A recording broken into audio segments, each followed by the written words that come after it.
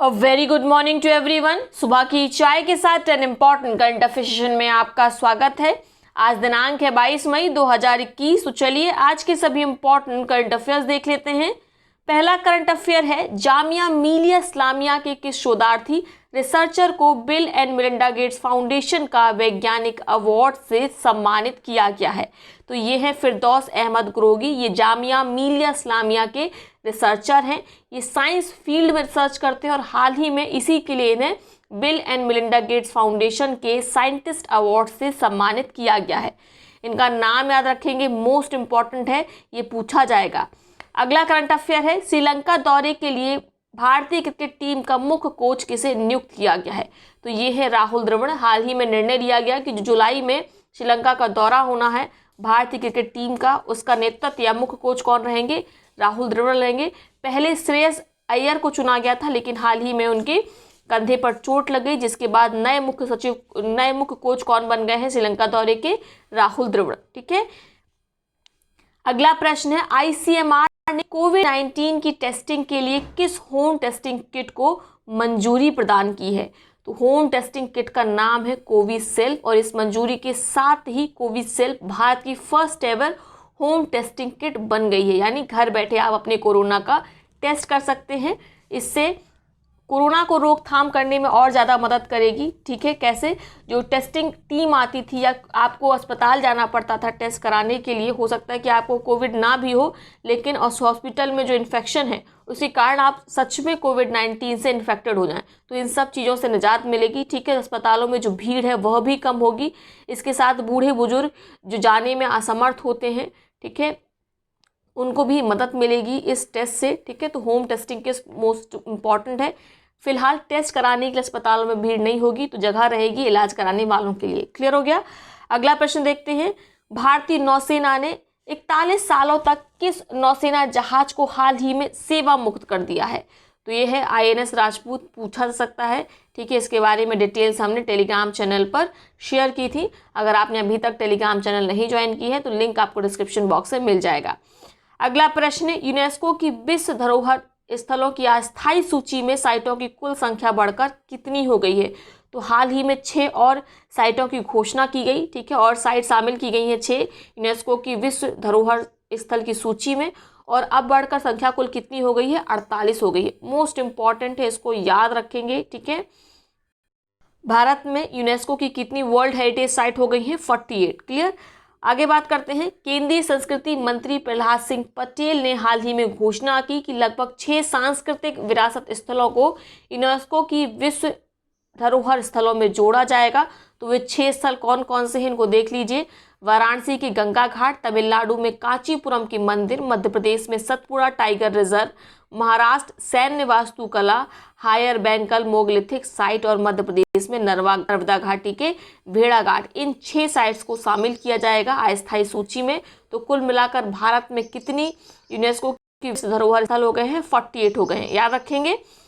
अगला प्रश्न देखते हैं, ग्रामीण क्षेत्रों में व्यापक प्राथमिक स्वास्थ्य देखभाल प्रदान करने के लिए आयुष्मान भारत कार्यक्रम के तहत स्वास्थ्य कल्याण केंद्र यानी हेल्थ एंड वेलनेस सेंटर स्थापित करने में किस राज्य ने पहला स्थान प्राप्त किया है? तो यह है कर्नाटक। कर्नाटक ने आयुष्मान भारत योजना के तहत जो स्वास्थ्य और कल्याण केंद्र यानी हेल्थ एंड वेलनेस सेंटर्स स्थापित होने थे उनको काफ़ी अधिक संख्या में स्थापित कर लिया है। इसी कारण इसको प्रथम स्थान मिला। मोस्ट इंपॉर्टेंट है, आप जानते हैं आयुष्मान भारत योजना कब लॉन्च हुई थी? 2018 में लॉन्च हुई थी। इसके 2 पार्ट थे। एक तो health and wellness centre develop करने थे, ठीक है, प्रत्येक जिले में। इसके साथ ही 5 लाख का बीमा था, पूरे परिवार के लिए बीमा था ये। ठीक है, याद रखना है। तो इसमें ग्रामीण क्षेत्रों में व्यापक प्राथमिक स्वास्थ्य देखभाल प्रदान करने के लिए कर्नाटक को शीर्ष स्थान मिला है। याद रखेंगे। ठीक है। दूसरा प्रश्न है, किस राज्य ने अस्पताल के बेड की ऑनलाइन बुकिंग के लिए अमृत वाहिनी ऐप लॉन्च किया है? तो अमृत वाहिनी ऐप लॉन्च की गई है झारखंड सरकार के द्वारा। ठीक है, याद रखेंगे। हेमंत सोरेन यहाँ के मुख्यमंत्री हैं। अगला प्रश्न देखते हैं, स्मार्ट सिटी परियोजनाओं के कार्यान्वयन की प्रगति के आधार पर किस राज्य ने शीर्ष स्थान प्राप्त किया है? स्मार्ट सिटी परियोजना या यह मिशन कब शुरू किया गया था? 2015 में।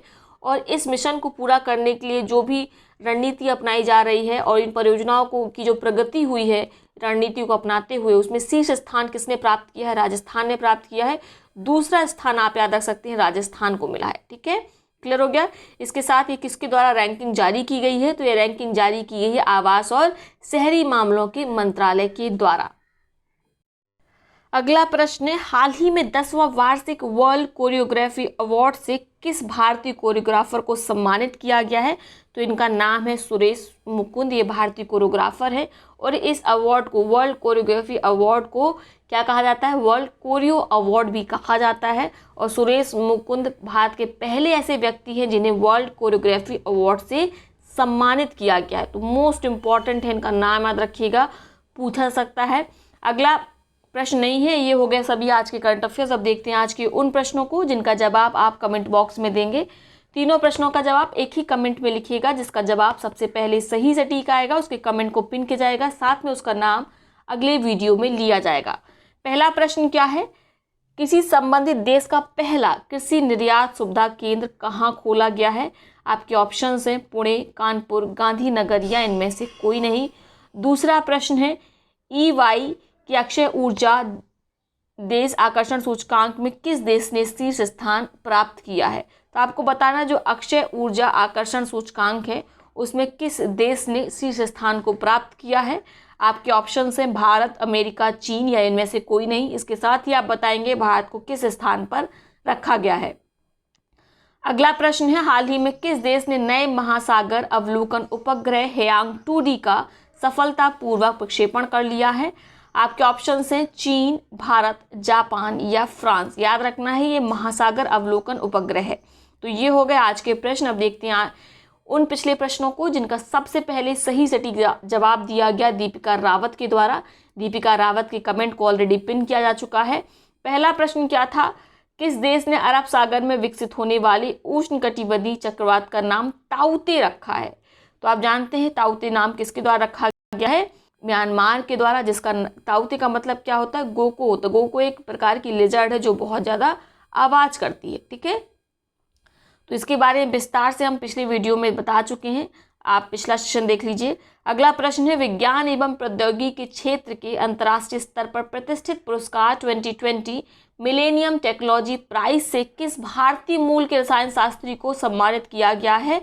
तो देखिए भारतीय मूल यहाँ पर पूछा है तो उत्तर होगा आपका शंकर बालासुब्रमण्यम। यदि पूछा जाए कुल कितने लोगों को सम्मानित किया गया है 2020 मिलेनियम टेक्नोलॉजी प्राइज से, तो कुल 2 लोगों को सम्मानित किया गया है। वे 2 लोग कौन से हैं? पहले हैं भारती शंकर बालासुब्रमण्यम, दूसरे हैं डेविड क्लेरमैन। ठीक है, याद रखेंगे क्लीनरमैन दूसरे इनके साथी हैं जिन्हें सम्मानित किया गया है विज्ञान और प्रौद्योगिकी के क्षेत्र में मिलेनियम टेक्नोलॉजी प्राइज से। क्लियर।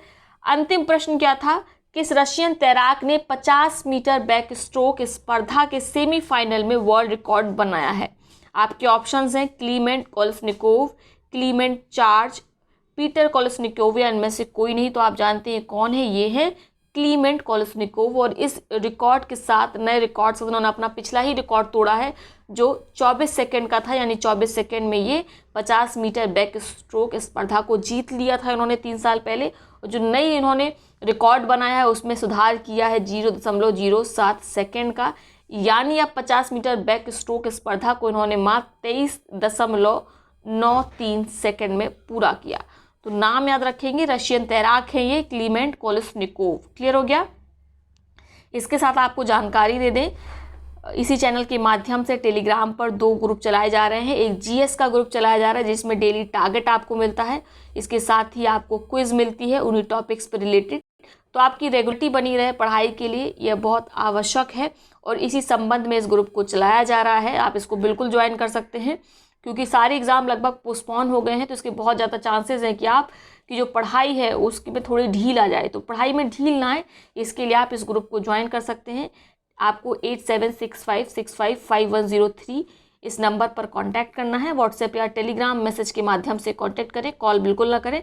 इसके साथ आप करंट अफेयर्स का बैच हम दोबारा फिर से शुरू करेंगे। बैच हमारा कंप्लीट हो गया है, दोबारा हम जून में इस बैच को शुरू करेंगे। तो आप रजिस्टर होना चाहते हैं उसके लिए भी, तो आप उसके लिए भी इसी नंबर पर कांटेक्ट कर सकते हैं। क्लियर। तो तो चलिए ये है आज का सेशन। आई होप वीडियो आपको पसंद आया होगा। वीडियो को लाइक करिएगा, साथ ही अपने मित्र सहपाठियों के साथ इसे शेयर अवश्य करिएगा। बहुत बहुत धन्यवाद।